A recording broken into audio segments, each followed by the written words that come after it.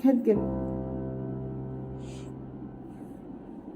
Paano po yung routine ninyo everyday na nag-iisa lang kayo sa bahay, ang kasama nyo lang ay kasambahay? Tiis. Ganun ko kamahal ang mga anak ko.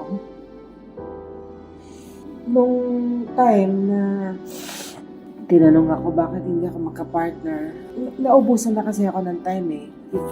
Sabi ko, kung magkakaroon ako ng katuwang, tapos yung anak kong lalaki maiilang or mawawala ng lugar sa akin, hindi bali na lang.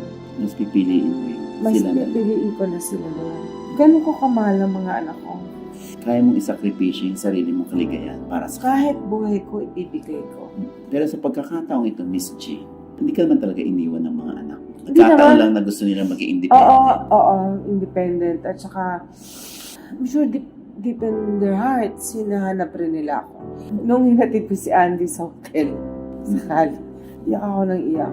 Kasi parang, kailan ko na naman kayo makikita?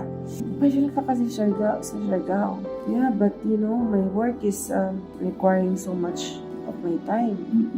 Hanap ako, sabi ko na hanggang malakas tayo magtrabaho. Kasi baka dumating yung time, hindi na natin kaya. Lalo na kung nag-iisa ko, sino mag-aalaga sa akin?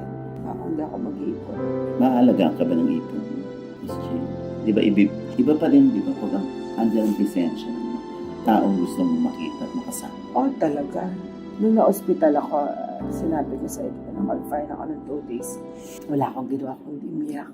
Kasi ganito pala ako. Ang hirap ng nag-iisa. Bakit gusto mong pa rin magtrabaho? Meron bang Sa mga anak ko. somehow, makalimutan mong maging malungkot? Well, nakakatanggal Dahil din namimiss naman. mo yung... Oo. Malaking factor din yun na kapag Busy nakalakin ka. ako, I have my extended family with me na Mga masaya. artista. Kahit may ka-parties, utility, kahit sino. Extended family yan, mga pamilya yan. Nakakalimot ka, nalilibang ka.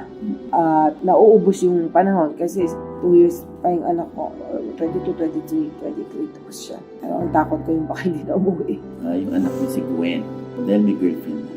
Oo. Pero nauuso ngayon, Miss Jane, yung may mental health issue. Yun na nga. Si Miss Jane ba ay dinapuan na rin? Oo. Really? Yes. Ano? Alam mo, may iyak ka ng walang dahilan.